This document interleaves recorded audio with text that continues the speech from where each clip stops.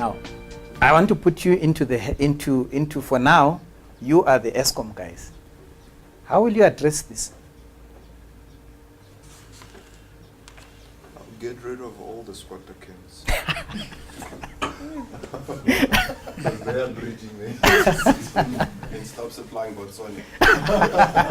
Yeah. So you stop selling electricity? I believe we might be supplying Botswana quite a bit of electricity. We export a lot of electricity. Whilst it's needed back home. Yeah.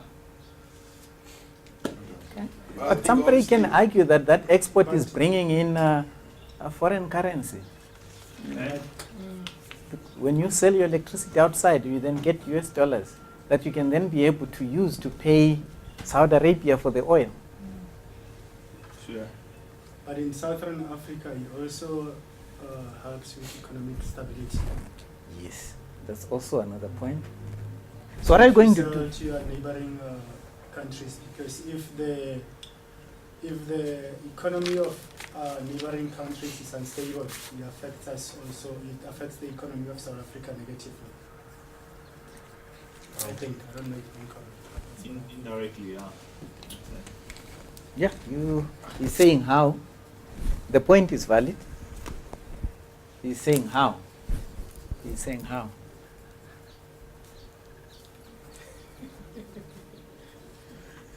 I'm talking about the scenario, you know.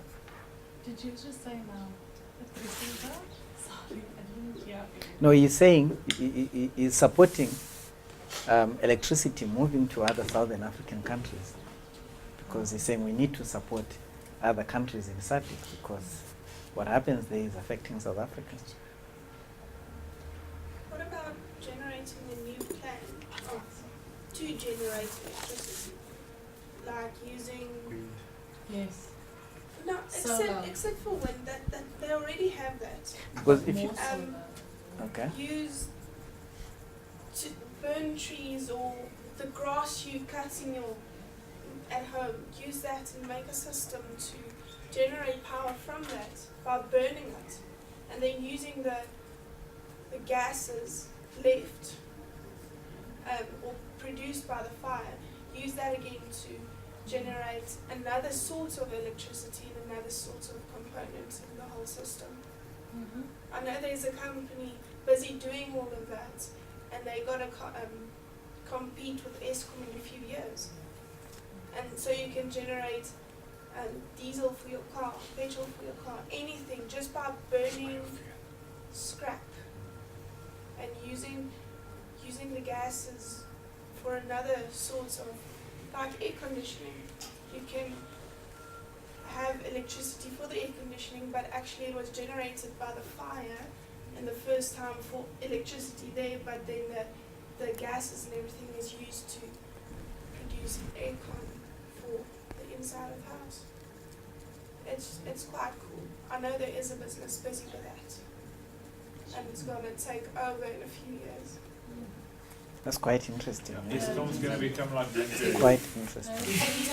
And they're going to generate like a little thing, like a little generator, where you can do that at home. You can generate your own power and your own electricity for the house just by burning the grass you cut. But That's then quite again, cool. the key to I think ESCOM, what they have to do, what Mendy is saying is right, over and above trying to make a choice, as you said, of what do they go with here. Because there are 4 things here that if you look here. 1, ESCOM doesn't have the finance, right? It has to borrow in Washington to build the station. Then, so 1, finance. 2, the country's needs. The country's energy needs. 3, electricity. 4, environment. But if they diversify the electricity generation, like she's saying, and I know ESCOM, I think they've got programs also, you know, but through NESA to deregulate the generation of electricity, that gives a whole lot of other entrepreneurs out there to generate electricity, which reduces the burden on ESCOM and coal also, you know.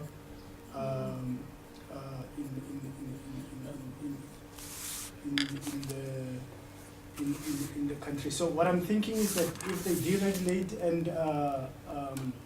and allow other people to generate electricity, then the burden on environmental,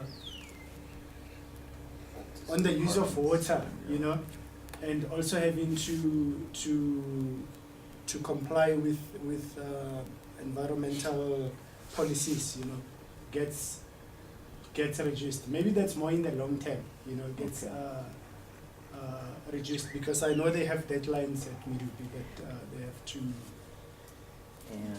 I think the one thing we need to also understand is that this project's committed. It started, they have to finish. So they have to make, those decisions have to be made. In the long run, they have to be, that power station needs to be up and running by next year, whatever, 6 months time. So it has to, they have to make those decisions, and I think maybe the best way to approach it is to actually go back to, either go to the government or other companies, say, listen guys, we're struggling in this section, can you help? To say, listen, what does the minister, what does Rand Water Board can do? What can you do to help us with this limited resource? Because how's this going to affect that? And I think they have to actually go back and find out, how did they get this wrong in the beginning, in terms of also who's accountable for, why wasn't this foreseen in the costing in the first place? Because it wouldn't have gone ahead if it wasn't foreseen. But I think a lot of the problems from Medupi Power Station is also the fact that a lot of the, they're not using everything up to standards. No, also A lot of have problems unexpected expenses. I mean, Huge unexpected Huge expenses expenses. that wasn't part of the budget initially. the delays have been Yeah. quite a lot. The expense, the whole project has gone up Running quite. costs are going up Going all very the time. well. Luckily, our supply didn't got paid long ago. Okay. I want to take you up on that deregulation part. When you deregulate such an industry and you've got private players, it's got an impact on the price of electricity. Is that right? An impact on the price of electricity, you know. Yes, yeah. But then it's going to Not create a necessarily, competitive yes. market. Yes and also. no, because I know UK is deregulated, but they've got, there's 5 different companies from different, like there's a French company, there's French, Scottish, they're all in there, as well as another company called Npower, they're all private and they're also all in there. So that can also bring in investors. Also, Into it the makes it country more itself. competitive with more people in the playing field, because everyone wants a piece of that pie. So everyone's going to do what they have to do to give you the cheapest rate that you'll move Yeah. across them. And eventually we'll probably find out that they were like the cell phone companies and ripping everyone off, and then the prices would drop. But there's a huge capital outlay to get into the electricity market. Find No. foreign investors. Investors and entrepreneurs. Who will afford? I mean, that's, Outside, no, I'm sure they can. But I mean, if you look at Telkom for an example, if we were to take Telkom as, even though they've been, I think sometime early this year and last year, you know, there was challenges and all that. But Telkom was privatized,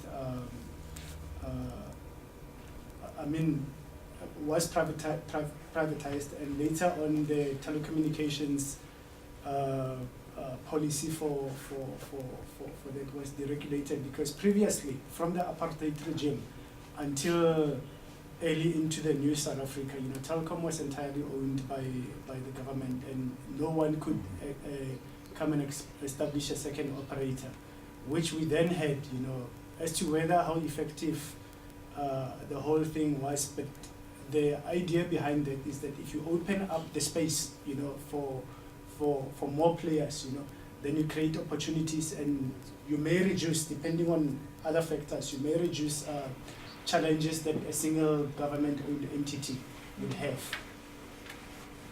is ESCOM making losses? No. Claimed losses, yeah. I thought you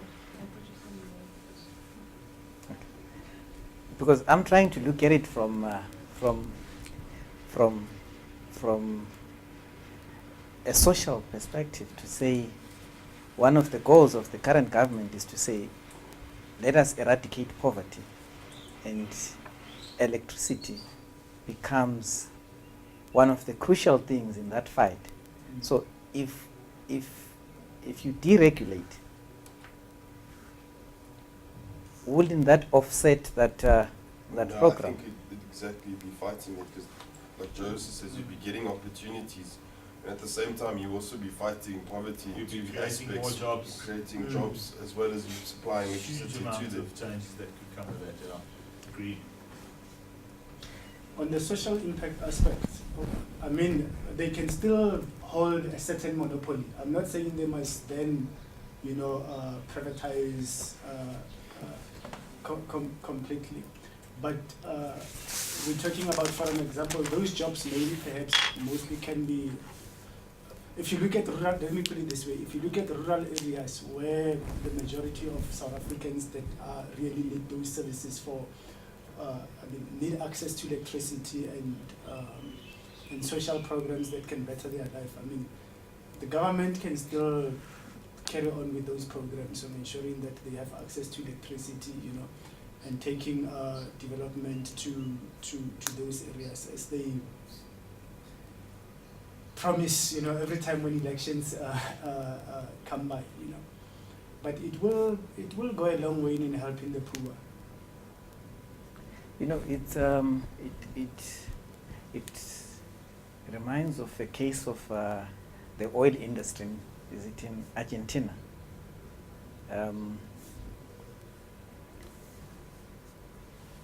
It was privatized, right? And then it was recently nationalized again. Now the argument of the president there was that this industry is now producing less oil than when it was nationalized. And what has that done to them, to the economy? The prices have gone up. So it has fed into inflation. You see. So now you have inflationary aspects creeping in.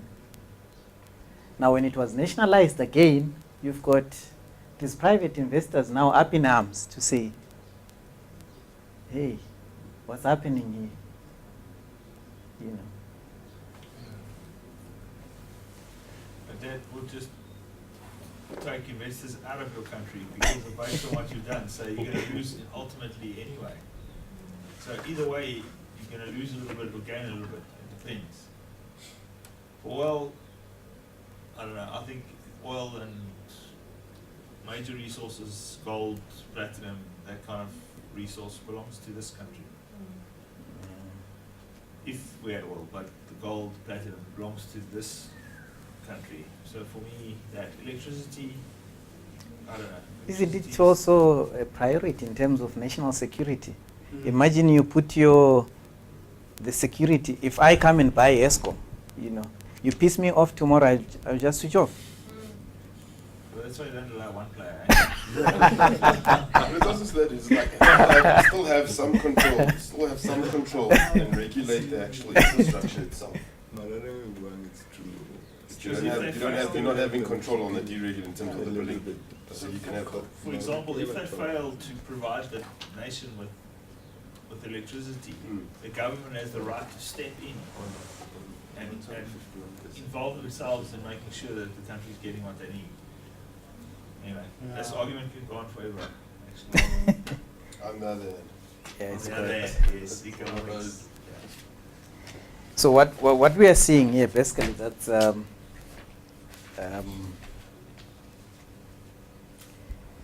the whole purpose of this argument is to show the competing needs, within an economy, that it is one decision, but there are several other issues to consider on this end, on the other hand, because actually this is actually a bigger discussion where one would even go on and say, I mean, why should South Africa be in this state in terms of electricity?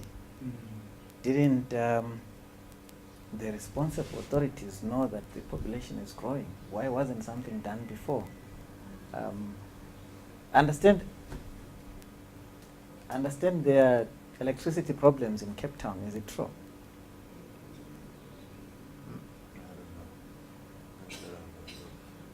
It's too slow for us to know that. They've got a mountain. They have a mountain, they don't need electricity. We've got detailed. Okay. let's carry on. What we have on the up there, these are objectives of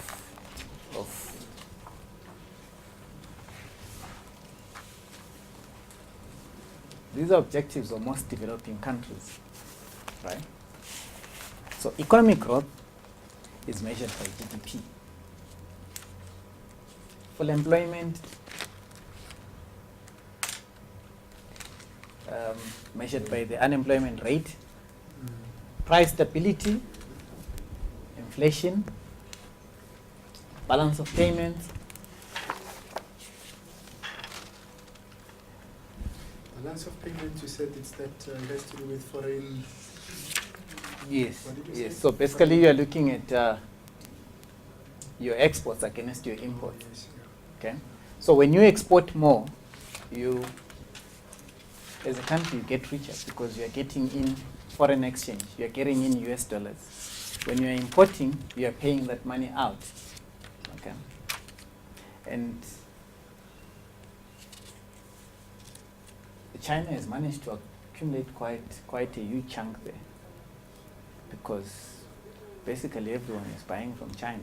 You know, it has developed its manufacturing into such, based on its cheap labor, such that it has attracted lots of factories and is able to export to basically most countries. Then economic equity, well, that brings in the issues of distribution of income. I think there are studies that say that South Africa is one of the most unequal societies in the world. The gap between the rich and the poor keeps on getting wider.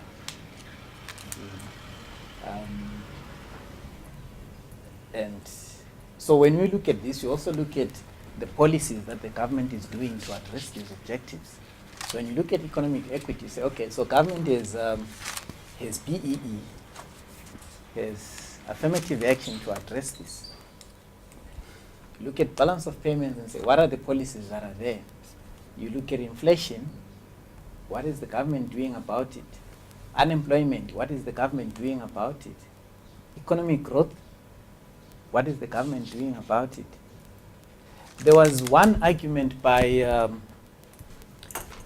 the Vice President of the African Development Bank, Professor Tuli Ncube. He was speaking at the World Economic Forum. He was specifically addressing the economic equity issue with respect to South Africa. And he said, the problem with South Africa is that there is too much emphasis about sharing the cake. BEE. Let's share this cake. Rather, the emphasis should be on growing this cake. No, I agree with that. But would you agree? I mean, given the gap between the rich and the poor, will that address that? Is BEE addressing that? Is affirmative action addressing that? Who is benefiting from BEE? Pardon? I'm saying, is BEE addressing those that gap between the rich and the poor? No, I don't know so much. Some will tell you yes, some will tell you no. There is, yeah, I suppose you can look at it like that. But growing the cake versus sharing the current cake sounds to me more of a sustainable future for the economy, to be honest with you. Whereas if you're sharing the same cake, there's only a few people that are, only a handful of people that are getting fat. Really? No, you need both. You need to grow the cake. But You you need to always grow going to and have a share divide it. between rich and poor. There will always be the owner of the business and the employer of the business. It's like that in every single country. It doesn't matter where you go, there'll always be a divide. It's always going to be like that. we're not all movie stars or own huge corporate businesses or CEOs of businesses. We're not. But it's hard to maintain the balance. How to maintain the rest of the balance? The only way to do that is grow that cake. So everyone gets a portion of the cake at the end of the day. Equal rights. So the bigger I grow my when business, you grow the cake, then only one person has the cake. yeah. No, So but the that's bigger I grow another- my business, the bigger I'm growing my business, the more people I can employ. I mean that from that perspective. The more I think people I it- can employ, the more people I can feed. It depends. Yeah. There's a lot of factors involved. It is depends huge. on how you, from which perspective are you addressing the issue. If you do, one of the things that you wrote on those 3 circles that you drew first, that you had Asia, China, then you have the West, and then you had Africa. The question that we have to answer tomorrow. And you wrote there it's one of the words that I can't pronounce. Colonization, colonization, yeah. That we and I'm not dragging the country to the past, but when we're talking of the African continent, in certain instances we have to look at the history of the continent and where we come from as a continent. In South Africa, we come from prior to '94. We come from a period where, for they normally say 40, but it's 40 years of apartheid, but it's much more than that. Close to Colonization. to over 100 years of economic deprivation of certain sectors of society. And when I say that we should both share and grow the cake, I'm saying it from a perspective of saying that a lot of people in the country have been deprived of economic opportunities, and on that regard, the cake has to be shared. And there has been a lot of cases in the media, land claims and things like that, But on the other hand, if what you do is just share the cake, then you're actually killing the economy. You still need to come up with policies and regulations, and even create an environment, a conducive environment to grow the cake. To attract foreign direct investments, and for economic growth. So from my perspective, I think they are both important. But on the other hand, there's a third element, because even BE itself, I was just saying, I wanted to say to Simpio now that some people say it's actually black elite economic empowerment, which brings, I think, what you said into the picture, Rory, that we would think that people are benefiting, the majority, or the people that are supposed to benefit from black economic empowerment are benefiting, and the majority are not benefiting, and that causes problems for the economy also. If you have even triple BEE, I don't think it has really gone far, to solve those challenges of sharing the cake. So it's complicated. The best way to share the cake in this country is education. That's true. Not to share the cake, let's That educate is our true. people. Not only that, also reframing the mindset also. Robert Mugabe, is he educated or not? He is. So why is it that It used to be good. people are complaining? His people are complaining that no, he's not really taking them where it should be. You see, But that's developed on hatred, so and he is also one of the presidents in Africa who always encourage education. Is that? That's why I'm saying education is not always the solution. The mindset of people also must change. Who is that? no, I agree with that. Mugabe. Yeah. The people must stop hating. 28. It's a good That's start. true. That I agree with. Hate plays a huge role, eh? Let's go have a bride. And a couple castles. it all comes together. Okay. Let's discuss the other objective, the balance of payments. The balance of payments is important because it is measuring, or it's a record of our country's transactions with the rest of the world. And it has impacts going far much further than just the balance of payments, actually to the whole economy.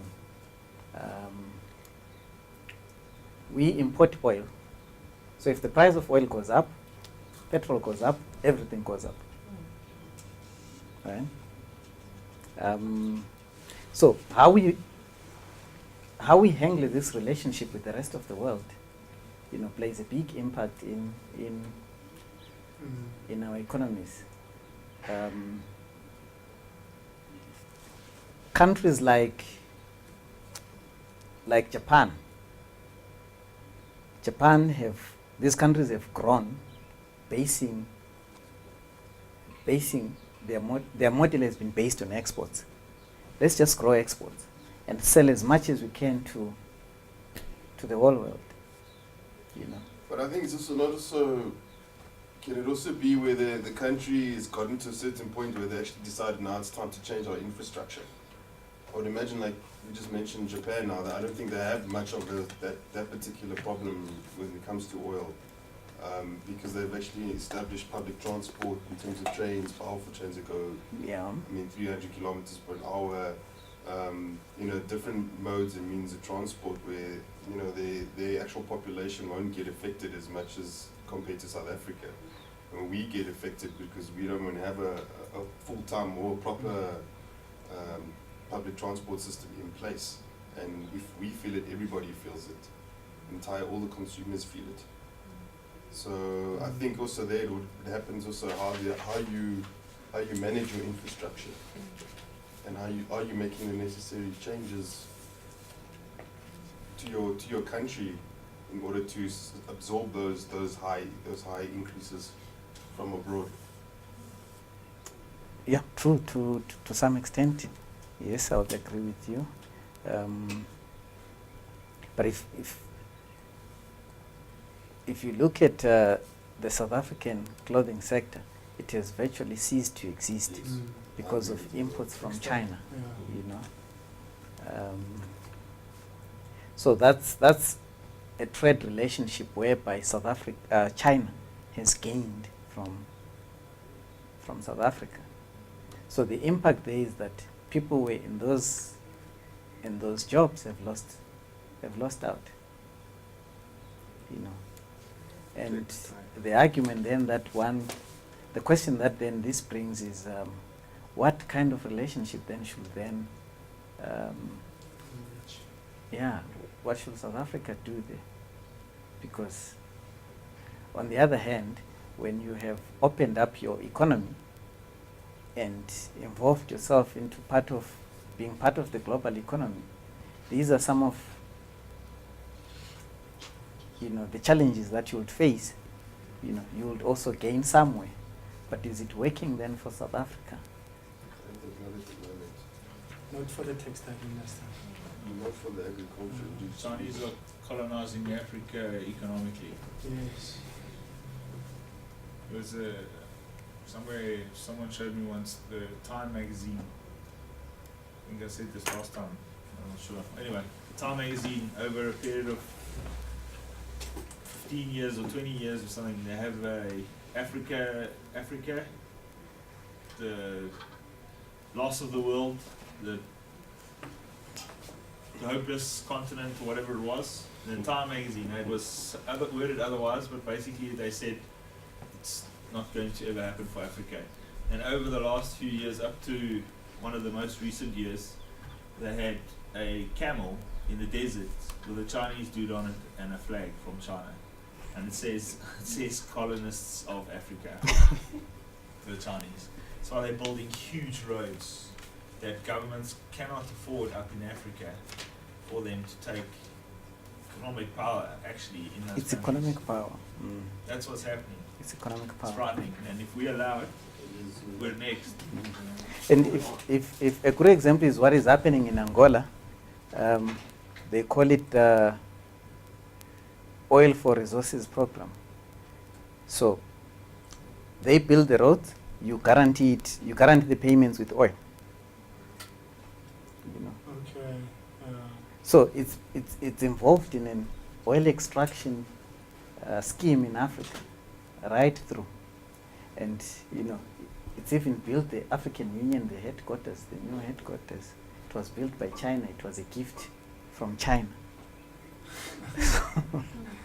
But you know what, Vusi?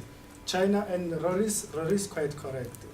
What as much as China is investing in Africa, but one of the negative elements which African governments have to control is that they invest in Africa. They build, you know, then they bring Chinese workers from China Yeah. to come Yeah. work in this project instead of maybe Yeah. bringing just a few, you know, and training the locals to develop the Yeah. skills, Yeah. and thus also, you know, helping the whole economic platform.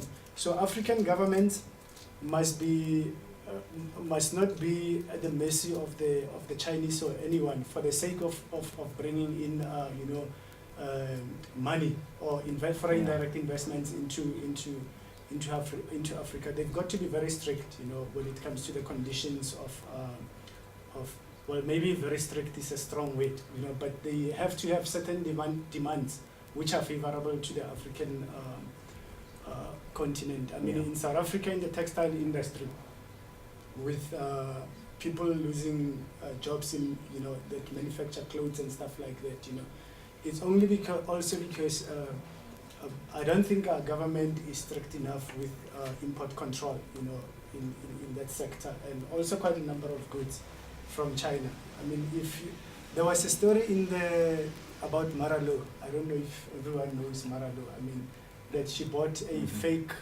Louis Vuitton bag at what's this mall here, Bedford View.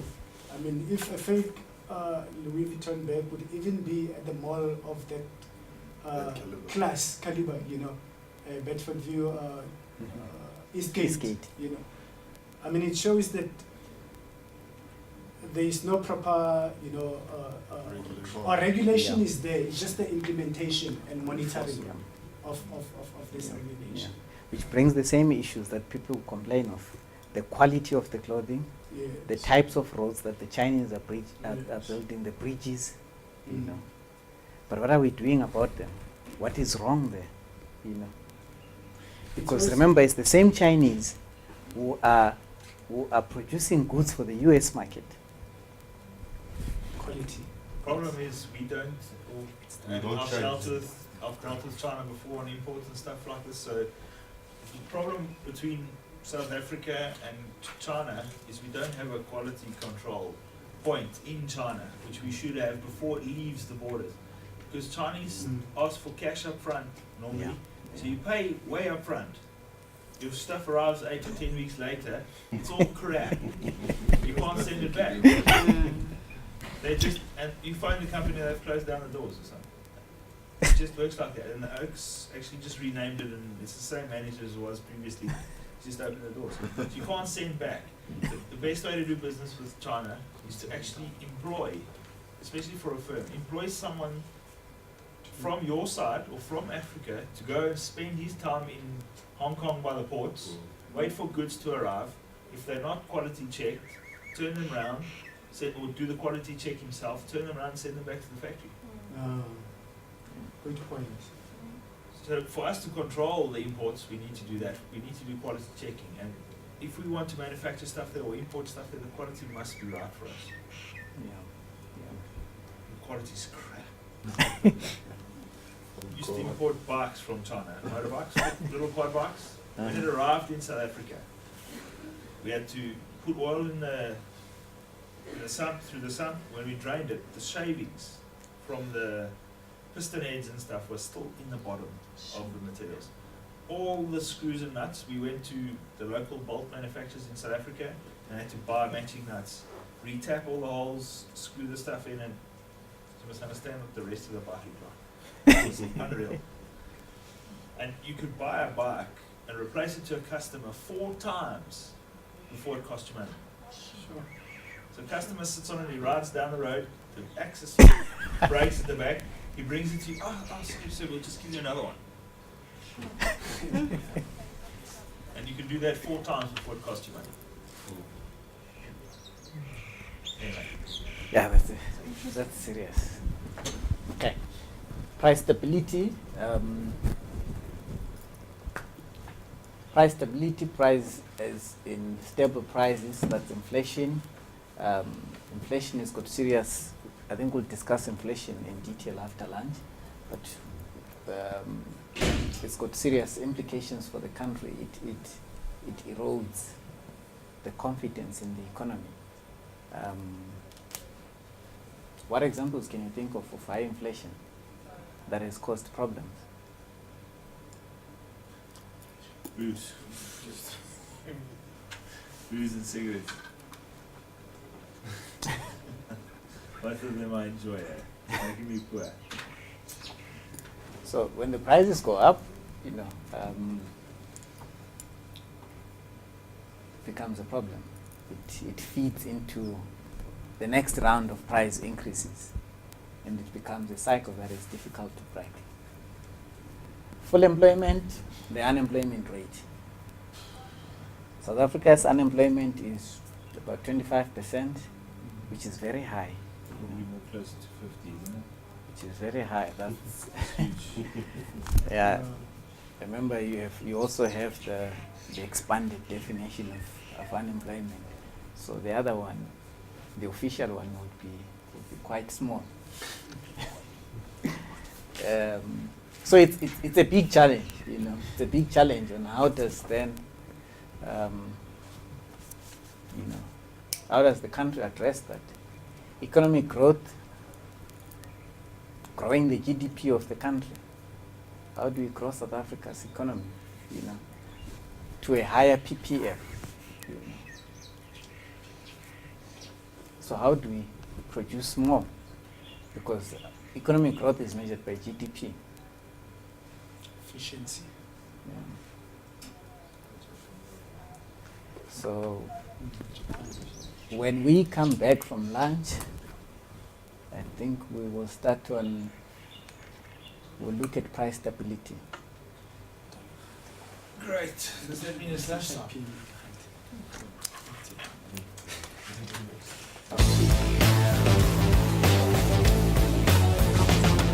Let's talk about the PMA.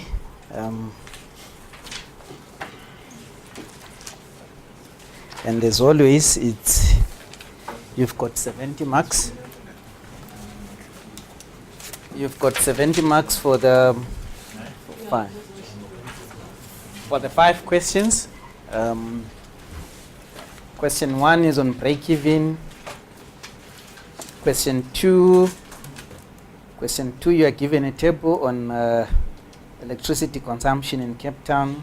And so we will do the break-even. You've got the application of statistics in economics there. Then we've got business cycles. Then we've got so the business cycle, we will be discussing this as we discuss fiscal policy and monetary policy, because it's the same policy that is applicable to the business cycle. Then inflation. Inflation is what we are starting on now. Okay, so you've got 70 marks there, and then 10 marks for application in terms of making it practical. So 70 marks is for the content, then you've got 30 freebies there. 10 for the application, 10 for professional presentation, as always, 3 for your resources, 2 for the evaluations that you give at the end of the workshop. Okay. So what we want to do is we want to basically get this theoretical discussions and applications out of the way, and then tomorrow we do the calculations. Okay. Then we do the calculations, then we close with that question. That's what we'll do. All right? Okay. So what we'll now do is So the last three we're covering like today, we can cover today, in other words, and then the other to the top, the first two questions are calculations that we'll do tomorrow. yes, the calculations, yes. There's definitely some discussion points in both questions, eh? There are some discussion points in both questions. All right? So you got to do the calculations and explain why you did it. Yeah.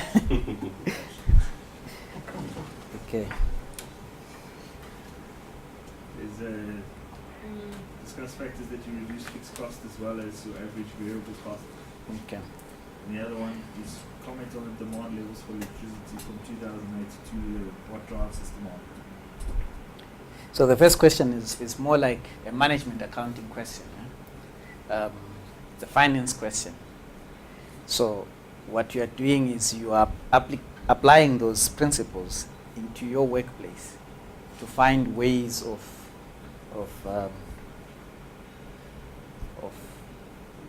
cutting down on the expenses. Okay.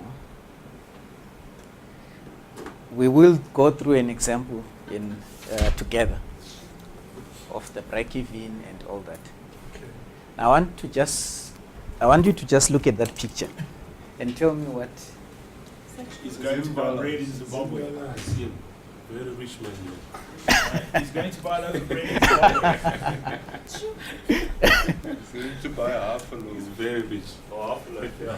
What comes into your somebody saying, hey, he's very rich. The loaf of bread would be more, have more value than all that money.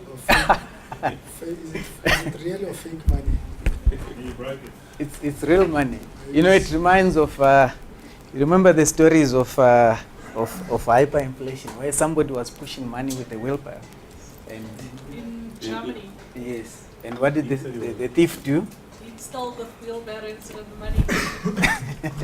Because what is in the wheelbarrow is worthless. So you'll rather steal and leave the money, you see.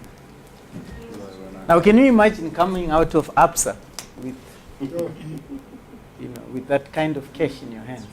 Rands. What would happen to you? You won't walk for a kilometer. Would you survive? Uh, You won't Yeah, survive. it's good as Not dead. 1 second. You'll be as good as dead. You'll be as good as dead. Yeah? But in this case, the fact that he's working with that kind of money means there is no threat. Or is it undercover? What is Eh, there is no threat. I mean, no one would bother even disturbing you. So this is what happens when people lose confidence in the system. You know. Remember in the old days how money worked was for every 100 rand, 100 rand note that is printed, there will be 100 rand in gold at the Reserve Bank, the gold standard. But that's no longer the case now. You just get a paper which is written 100 rand. How do you know it's 100 rand? The value is The goods that it can buy. Right? And when prices go up, that same note is buying less and less of goods. You know. That same note is buying less and less of goods. So that is inflation. That is inflation. I think that picture quite. They say a picture says 1,000 words. Eh? So that basically says more.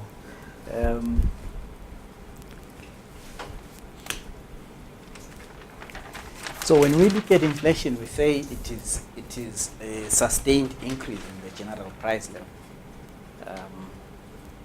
And then it's also loosely defined as too much money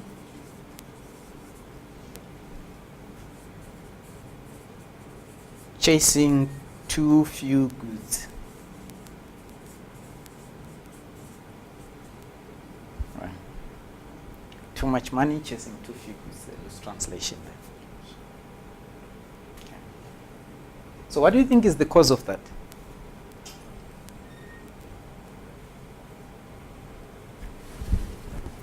Investors pulling out. Investors pulling out.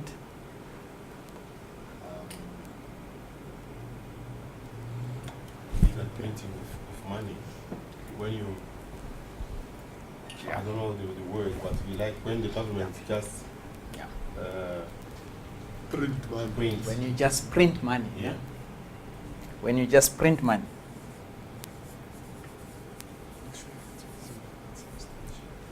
And it has an expiry date.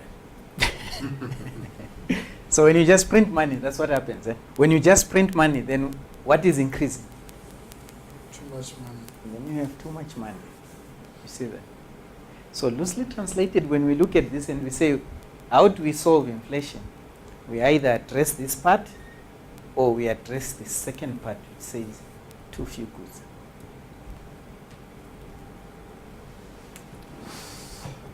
So when you when you print a lot of money, then that becomes a problem, you know.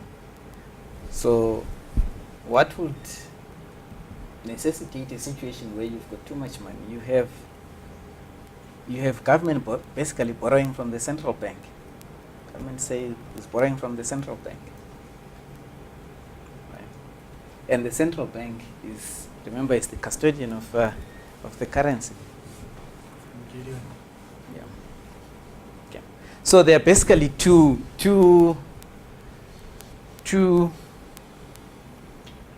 factors that cause inflation: demand factors and cost push. Okay. Demand factors. What happens if demand is more than supply?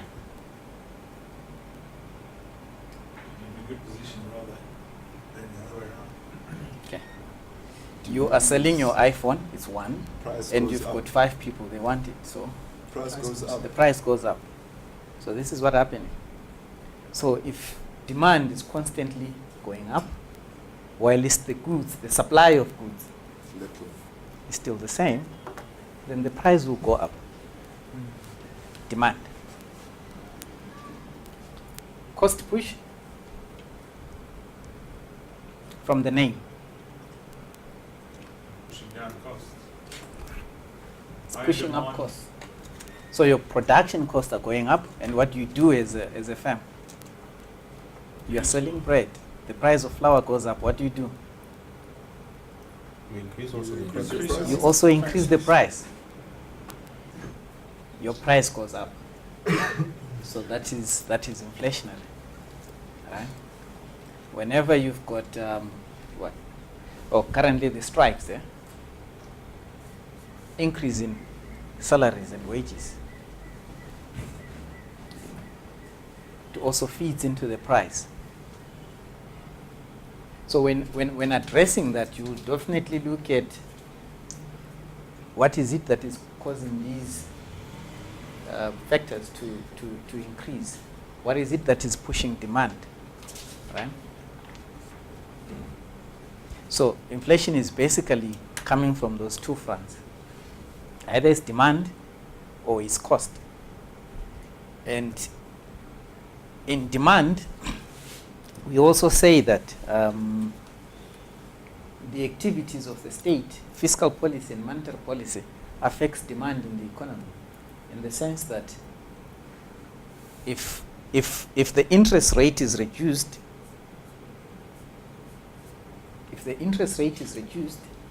then you pay less on the bonds.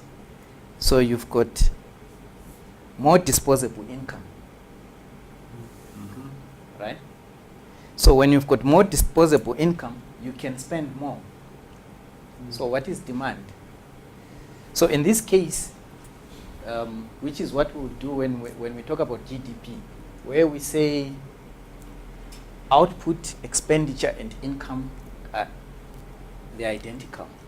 Becomes an identity because we're saying in measuring GDP, whether you use the output method, you use the income method, you use the expenditure method, you must get to the same GDP for South Africa. Okay? So what we mean is that when you're measuring with output, you measure the value of output that is produced in the economy. What is produced in South Africa, the value of those goods. It works more or less like a value-added tax, VAT, right? So that's how you measure using the output method. The expenditure method is through the three those sectors that we saw in the economy that we said they are consumers, they are firms, there's government, and then there's the foreign sector. So when you add the expenditure by these, you get GDP. It's consumers, this is expenditure by consumers, by firms, by government, and this is foreign sector. That's GDP. Okay. So what is my point? My point being that if you look at GDP and you are saying here, C is the expenditure by consumers. So if we lower interest rates, then consumers have got a higher disposable income, right? So consumers will be able to spend more. So when they spend more, they demand more goods. And if output doesn't respond to the increase in demand, then prices go up. Okay? Then prices go up. So this is inflation coming from the demand side. It can also be through an increase in government expenditure, which is the fiscal policy. If government increases its expenditure, government decides it's gonna accelerate the RDP housing process. Government is basically consuming more goods. So if supply doesn't respond, then you've got more demand with a constant supply. So prices in the market will go up because there's more demand as compared to supply.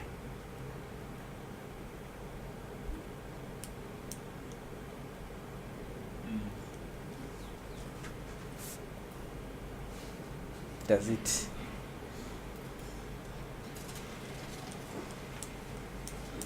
Okay. Ding dong. Cost push. Production factors going up. So you have several issues there. You could have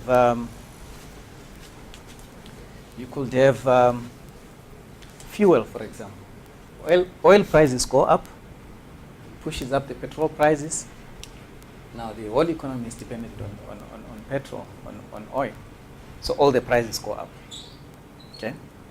So I have a question. Currently with what is happening with the rent, can we say that South African economy is going through inflation? The South African economy can we say is it going through inflation?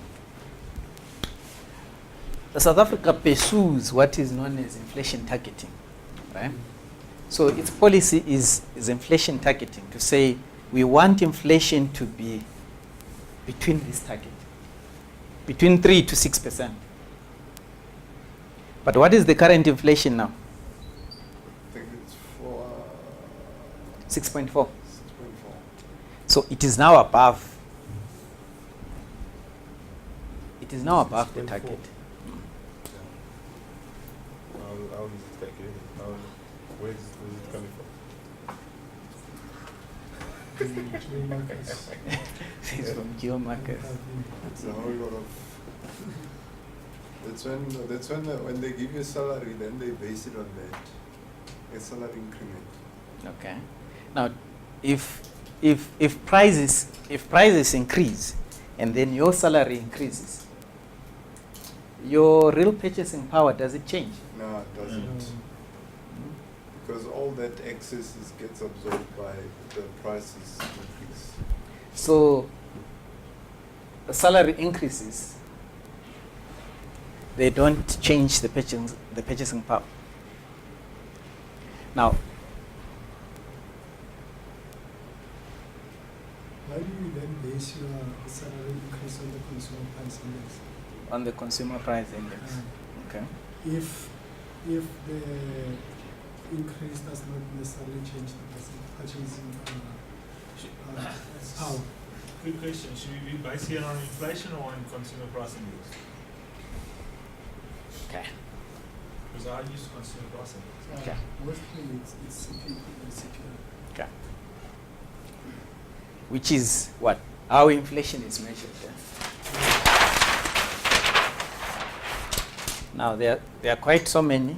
You've got your CPI. You've got CPIX,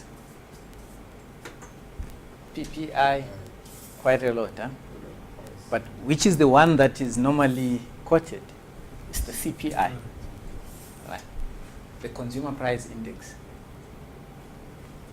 That is the one that is normally quoted to say, okay, it's now 6.4.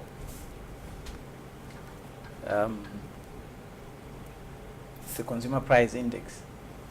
Now, this one would exclude issues of mortgage bonds. This would measure the prices for producers. Yeah. But CPI is the main headline inflation. Whenever inflation is talked about, we refer to the CPI. This is the one that we say it will be measured by. Basket of Yes. goods. Yes, yes. So what you then do is you monitor that basket over a period. Just turn to page 45.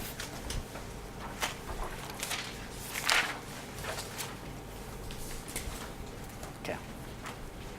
So basically an argument to senior management for not giving you an increase above CPI would be that you're reducing the living standards of the person. Yes, you are. Basically, you are. That person ends up worse off than before. I have to talk to my senior management. If you want. Eh? If they don't give you say, CPI so normally they give you based on your budget for the year, or my company does, based on my budget for the year, we've done budget, but we've overspent or whatever the case is. There's obviously no room for bonuses or increases. So they give you, say, a 3 or 4%. That's what you can give your staff. So I don't know what mine is yet, but I can already say it's about 3 or whatever percent. If I wanted to get a higher increase, my argument would have to be that you're reducing my standard of living. Because it's below the CPI, consumer price index. So you're actually reducing my family spend. Yeah. So I can't buy toothpaste anymore, and I have to buy firewood and make fire to use the so then I can dry and use the ash to brush my teeth. You know Now, which brings two concepts. You've got nominal and real, right? Nominal terms will say if the CPI is 6.4, and then you get a salary increment of 3%, all right? Nominal, in terms of face value, your salary has increased from 1,000 rand to 1,500. It has increased, right? This is what you are seeing.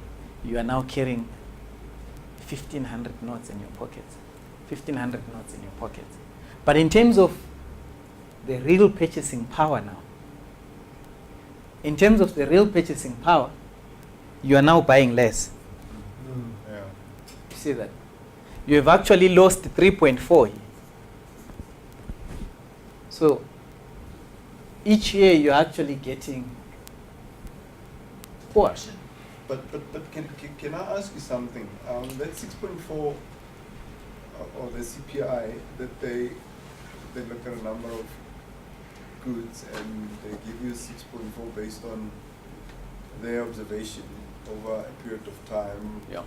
On what I still think it's because those products that they look at, for instance, I look at ESCOM, the increments that the electricity,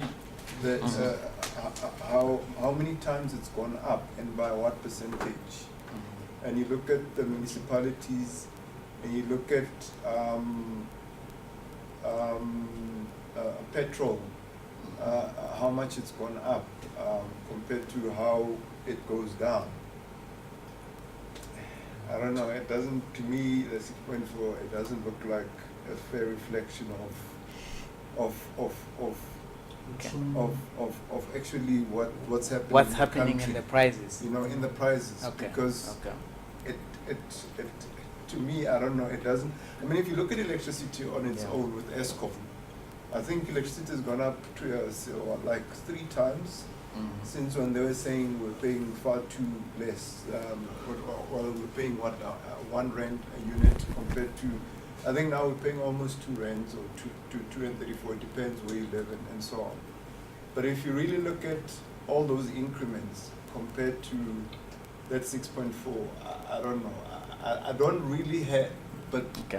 but if you really to look at it, Valid point. it I- doesn't add up. Valid point. Now, remember, valid point. Remember, CPI is an average. Listen, it is an average of a consumer basket. So you might find goods that are in the basket, maybe half of them they are not applicable to you. Exactly. So what is applicable to you, you might find the prices have increased actually much higher than that. Exactly. You see. So this is just a general indicator. So that then becomes some of the shortcomings of the CPI. The CPI. Yeah. That becomes. That's why we don't start.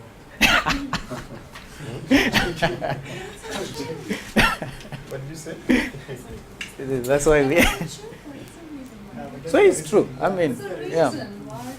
You see, it is because applicable to you might find maybe it's 25%. Exactly. You know, and you've only got an increment of 3%. Yeah. What do they do?